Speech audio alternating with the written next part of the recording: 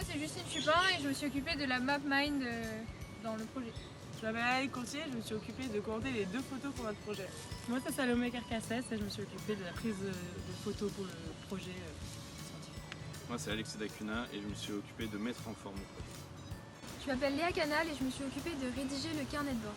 Je suis Sophie Chen et je me suis occupée du storyboard. Je m'appelle Mamadou Koulibaly et je me suis occupé de rechercher des informations sur les bâtiments du campus. Dans le cadre d'un projet dont le thème était effondrement et bâtiments, nous avons été amenés à réfléchir sur un monde en constante évolution avec des enjeux toujours plus ambitieux. Nous avons appliqué notre projet au campus de Cachan. Nous avons ensuite fait une séance de brainstorming afin de dégager notre thème, du contraste au rapprochement, ce qui nous a amené au message suivant. Nous remettons en question l'évolution des différents modes de construction au cours du temps et révélons les différents contrastes et rapprochements que cette évolution entraîne. Le contraste entre les bâtiments, notamment leur date, leurs différences de matériaux, etc., ainsi que leur proximité, par exemple leur ressemblance architecturale, viennent en partie du dilemme entre rénover ou détruire. De ce fait, on se pose la question si on doit réhabiliter ou laisser s'effondrer des bâtiments. Ce débat a mis en lumière les 3 arguments suivants. Premièrement, il y a l'esthétique et plus généralement l'architecture qui entre en jeu. On voit bien que chaque bâtiment témoigne les goûts et les tendances de chaque époque et via les bâtiments on voit bien qu'il y a un contraste esthétique et à la fois dans les matériaux empruntés.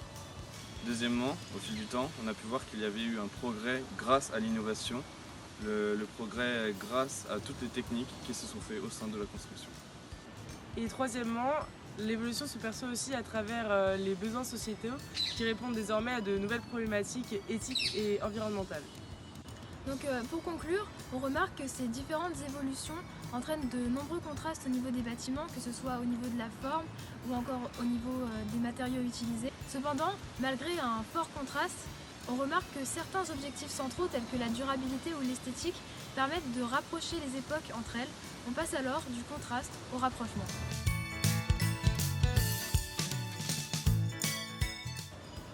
On a choisi ce format car c'est un format ludique De plus, il permet de faire passer le message à un grand public.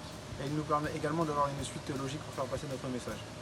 Les personnages ne sont pas seulement figuratifs, mais ils ont aussi le rôle de représenter la société. En effet, celle-ci influence l'évolution des bâtiments.